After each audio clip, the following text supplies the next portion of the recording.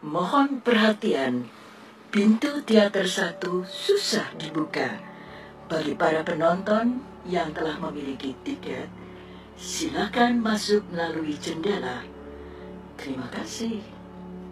Hembusan angin malam padang sabana bagaikan deru ombak di tepian pantai. Ilalang-ilalang nampak bergelombang di terpa angin malam. Pondok sederhana itu terang benderang bermandikan cahaya dari obor-obor yang terpasang di setiap sudut pondok.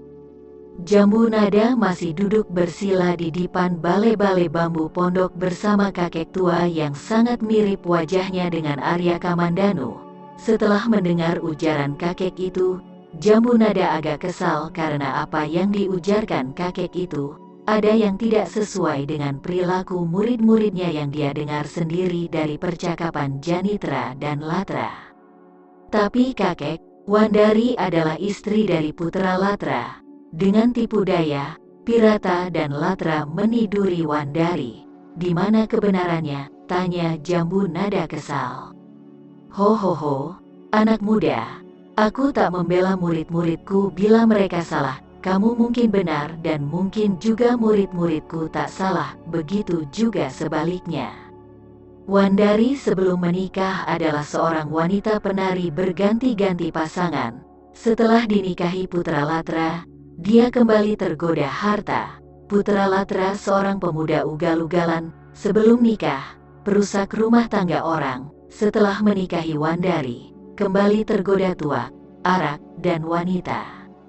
Ketiga muridku Latra, Pirata dan Janitra, awalnya perampok-perampok di sungai-sungai Junrung, Andak, Babai, mereka diberantas oleh pasukan Majapahit.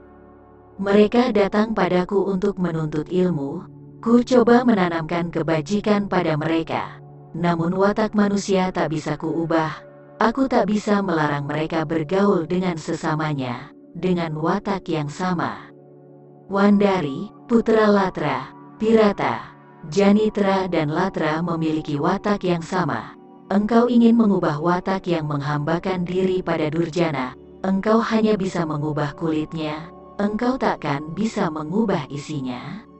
Yang bisa mengubah watak mereka hanya mereka sendiri, dari diri mereka sendiri, dari semua godaan sang Durjana, jawab kakek itu panjang lebar. Jambu Nada coba mencerna apa yang disampaikan si kakek itu. Jadi kakek mendukung kelakuan murid-murid itu? Tanya Jambu Nada lagi. Tidak, aku tak pernah mendukung murid-muridku bila mereka tidak benar. Wandari tidak merasa disakitin ataupun dipaksa oleh Pirata maupun Latra. Dia menerima mereka dengan tangan terbuka dan mendapatkan bayaran dari apa yang dia berikan. Aku harus menghukum murid-muridku dengan dasar apa? Jawab si kakek itu. Jambu Nada perlahan memahami hal itu. Dia tak menemukan ketidakbenaran dari sebuah hubungan suka sama suka itu. Anak muda, siapa namamu? Tanya kakek itu. Aku bernama Jambu Nada, jawab Jambu Nada. Jambu Nada, nama yang bagus. Tadi saat menahan ajian Bayu Geni dari Janitra, kamu menggunakan ajian Sabda Naga Puspa Kresna. Tahap pertama, kau sangat baik. Bila di tahap akhir, Janitra sudah pasti menjadi segumpal arang berbentuk manusia. Seru kakek itu tersenyum.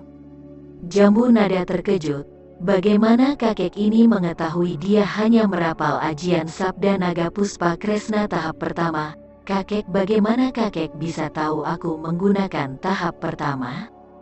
Tanya Jambu Nada heran. Ho, Jambu Nada, aku sangat mengenal ajian Naga Puspa. Yang menciptakan ajian itu pun sangat mengenal diriku. Jawab si kakek tertawa lepas.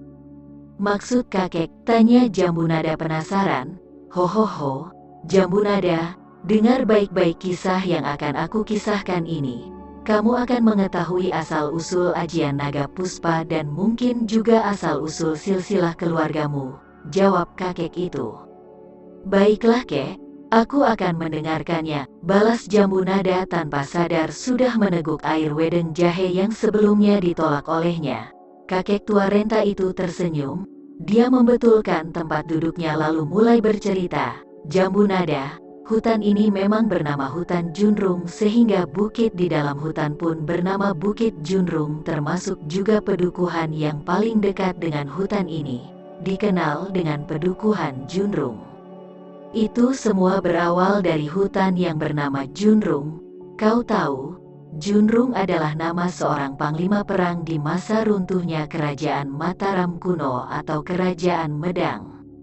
Panglima Junrung merupakan panglima perang Prabu Hino Sri Isana, Raja Kerajaan Medang.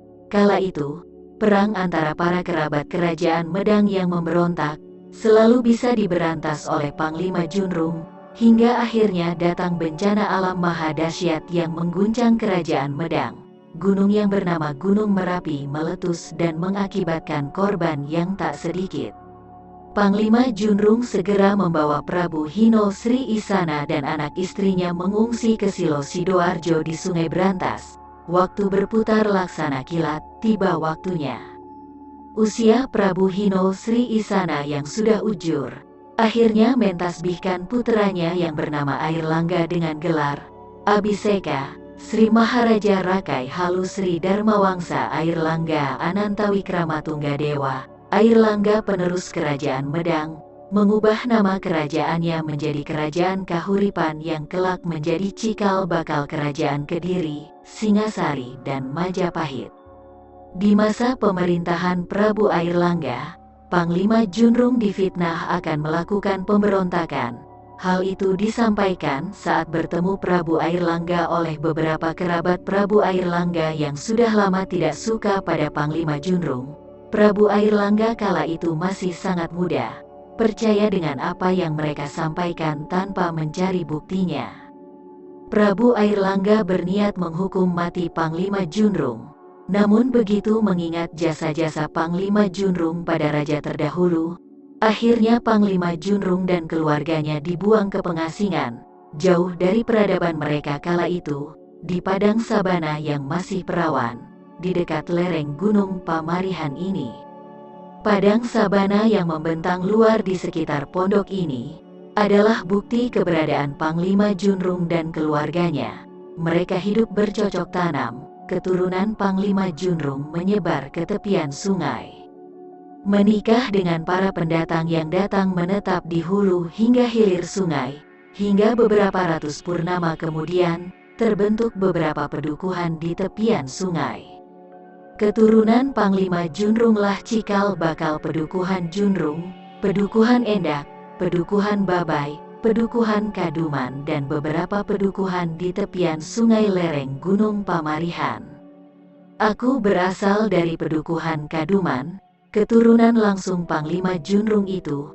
Ada sebuah pondok di lembah Gunung Pamarihan yang dekat dengan pedukuhan Kaduman. Pondok itu ditinggalin seorang tua berusia kira-kira 50-an. Saat itu aku seusia dirimu Jambunada, seorang pemuda yang haus akan ilmu kanuragan. Semua ilmu kanuragan warisan keluarga, dari Panglima Junrung, sudah aku kuasain, ujar kakek itu panjang lebar. Dia berhenti bercerita, dipandangi Jambunada yang nampak mulai tertarik dengan kisahnya. Jambunada, panggil kakek tua itu. Iya kek, balas Jambunada tersenyum. Mari kita ke dalam, duduk di sini tak bagus untuk kesehatan. Bila kamu ingin melanjutkan tidurmu yang tertunda, kamu bisa tidur di bilikku. Sahut kakek itu, iya kek, kita ke dalam. Tapi aku sudah tak ngantuk lagi. Balas Jambunada lalu memapah kakek tua itu ke dalam pondok. Hohoho. Kau baik sekali Jambunada, kata kakek tua duduk bersila di dipan dalam. Diikutin Jambunada. Jambunada tersenyum lalu berkata, sudah sepantasnya aku yang muda ini membantu yang tua. Kakek terlalu menyanjung diriku. Aku tak sebaik yang kakek pikirkan.